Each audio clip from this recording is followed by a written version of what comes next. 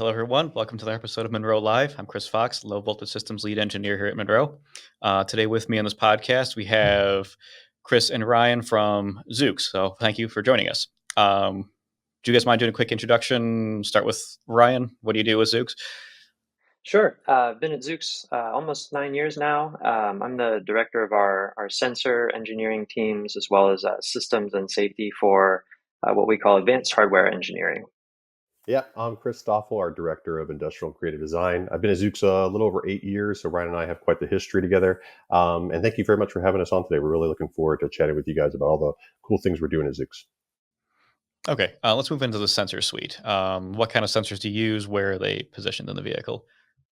Yeah, probably just the first thing to mention is that the approach and the design philosophy around the sensors really ties back into that kind of ground up design that we mentioned at the beginning. And one of the key levers that we were able to pull here was putting those sensors exactly where we wanted them. And so actually, Chris and I team, worked very closely together years ago when we were putting together the first napkin sketches of this thing to figure out kind of where we wanted everything to go and how we would integrate that. And went through a couple different iterations to land where we are today.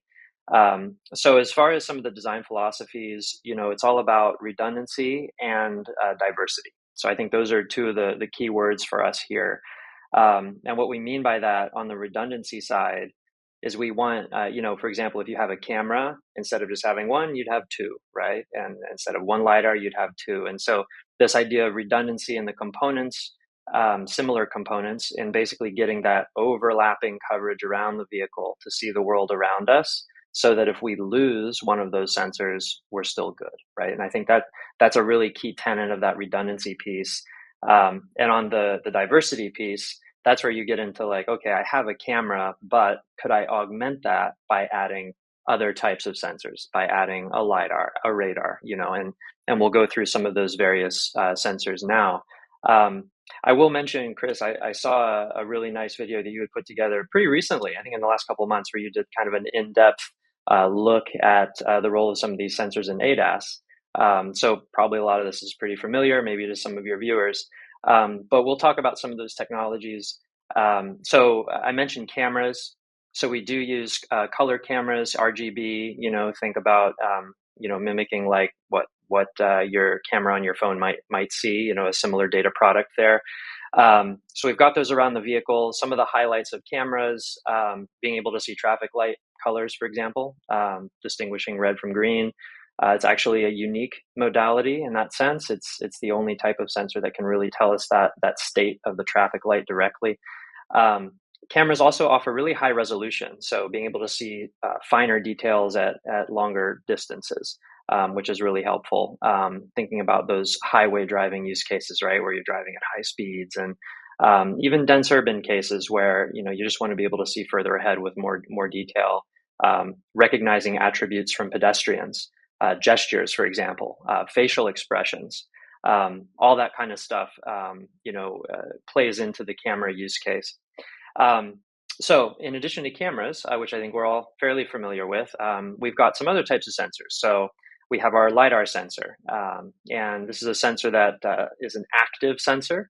It sends out laser light. That light is in the near infrared portion of the electromagnetic spectrum, which means it's just outside what humans can see, right? So you wouldn't see the laser coming out of our LiDAR. It goes out into the environment, hits objects, bounces off, comes back, and we can basically use that to determine how far away objects are in the scene. One of the really nice things about LiDAR, partly because it's using this laser light, is that we're able to do this with really high resolution, both spatially and in terms of depth. So we can build up these really dense point clouds, that's what we call them, around the vehicle, that give us this three-dimensional information about the world around us. Using the multiple LiDAR sensors that we have on the vehicle, we get that 360 overlapping coverage. LiDAR, I'll touch on this. Maybe this isn't always covered when folks talk through LiDAR, but I think personally one of the most useful aspects of LiDAR in autonomy is that you actually don't need to classify an object for LiDAR to be useful.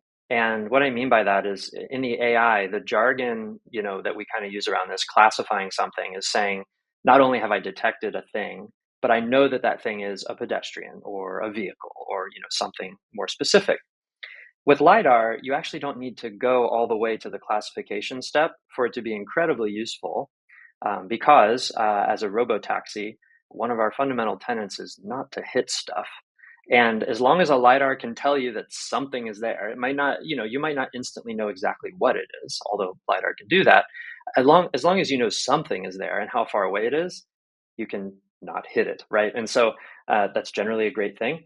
And so we really like Lidar for that reason, among many others. Um, Moving ahead, we've got radar. So similar to Lidar, radar is an active sensor, sends out electromagnetic radiation, millimeter wave radiation, which is much longer wavelength than what Lidar uses. That radiation hits objects, reflects back. We're able to use that to measure, again, the distance to things. So radar gives you distance. One interesting piece of the radar data product is a direct measurement of velocity. That's very common in sort of standard automotive radar. So you get a direct measurement of the radial velocity of objects around you, which obviously is a very useful input. One really huge advantage to radar is that it's incredibly robust to adverse weather conditions. It starts raining, it's foggy, radar is king in those conditions, whereas cameras or even lidar, these optical sensors tend to degrade a bit more in those conditions, and we actually spend some time mitigating that with active cleaning systems and various approaches to improve the performance. A couple other sensors I'll mention quickly. We've got thermal imaging. So in addition to color imaging, we actually have heat sensors on our vehicle. So yeah, double thumbs up. We like that a lot. If you think about that canonical case of pedestrian walking across the street at night, very low light conditions, just as our human eyes sometimes can struggle with that, right? Our color imagers on the vehicle can also have some degraded performance. So by having these thermal imagers on the vehicle, those pedestrians light up like the sun.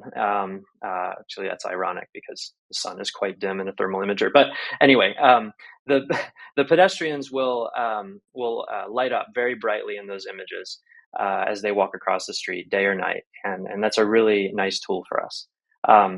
Probably the most interesting example that I've seen from our vehicles here, we actually saw in our thermal imager a rat running across the street carrying a burrito. And so that was a hungry rat heading to dinner. But we picked it up very clearly in our thermal imager, which is kind of funny. We use microphones on the vehicle, some obvious use cases there.